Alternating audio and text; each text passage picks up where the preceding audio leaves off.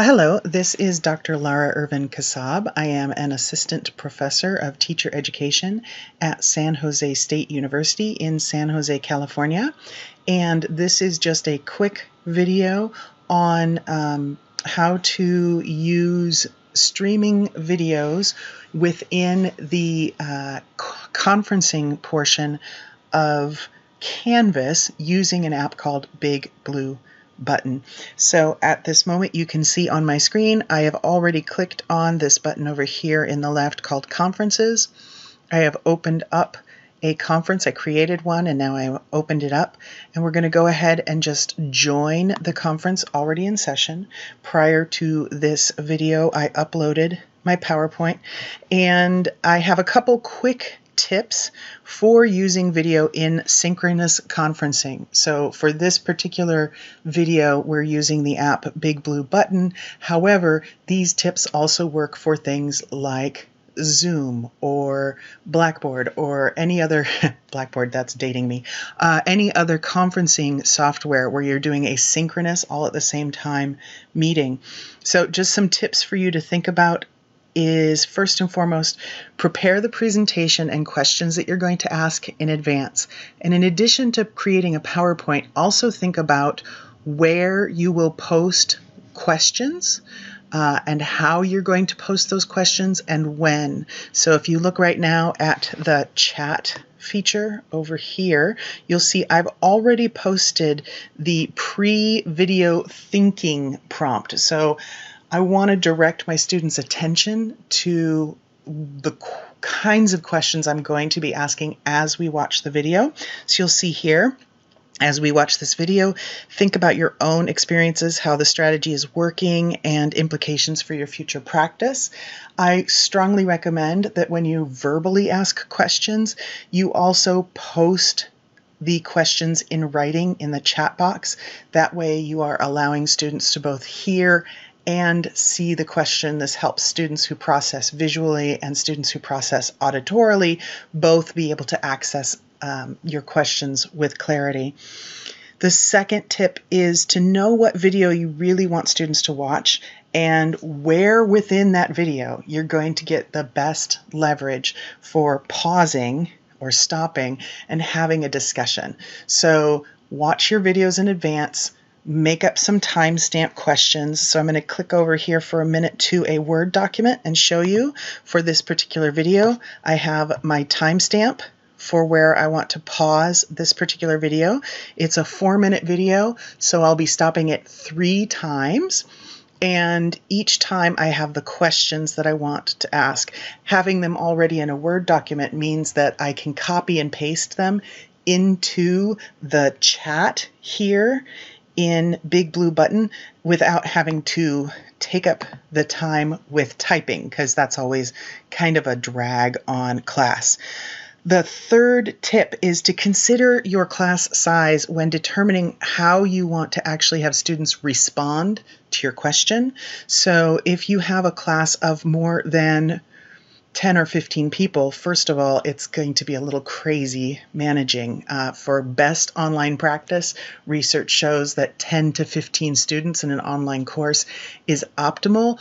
More than that, and you're really going to want to start getting creative with your thinking about how you want to have students go to sharing their ideas. So for the class that I'm working on right now with this video I'm going to show you, I have 25 students, so I don't want to use voice. I don't want to have my students using voice to just simply respond in this whole class to each question for 2 reasons. Number one, you'll have a whole lot of talk over. Students in an online environment can't see one another and make those visual and physical connections to, oh, you're the one who wants to talk, and they kind of have a silent go ahead, no, you go ahead, no, you go ahead conversation. If you're familiar with this happening in your own classes, in a virtual environment, you don't have that same visual cueing.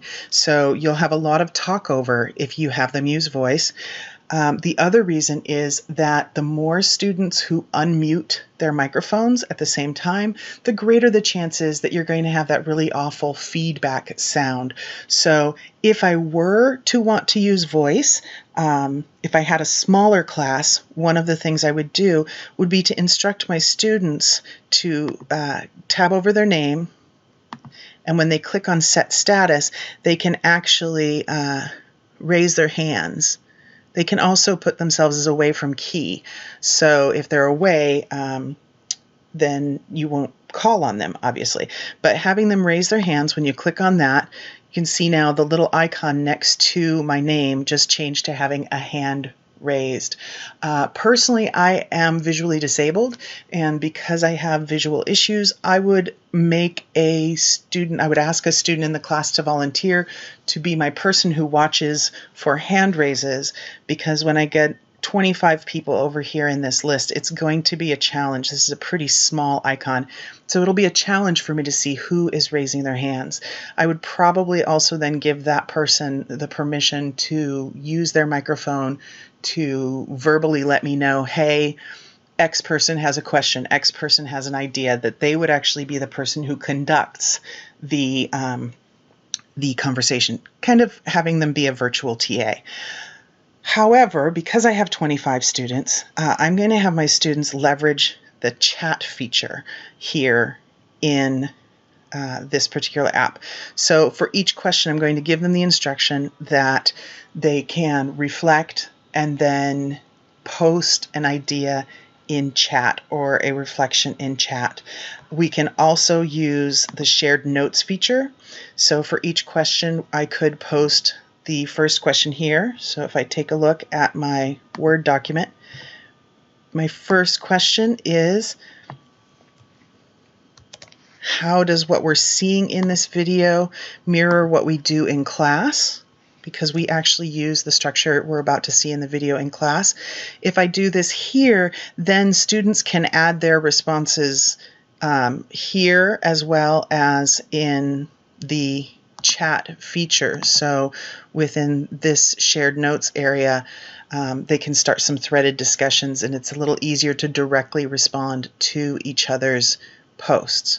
So I'm really thinking about, for the first question, that I'm going to want to, it's going to be a quick response, so I'm going to want to have them either use chat or shared notes. I'll get a little closer to that as I go. Breakout rooms, the last question I'm asking them to consider is, what ideas do they have for their own future classrooms? And this is a place where I really want to have them have smaller group discussions with each other. And one of the things to really consider when you're having them have these small group discussions is, what are the qualities that make each room distinct? So my students are all future teachers.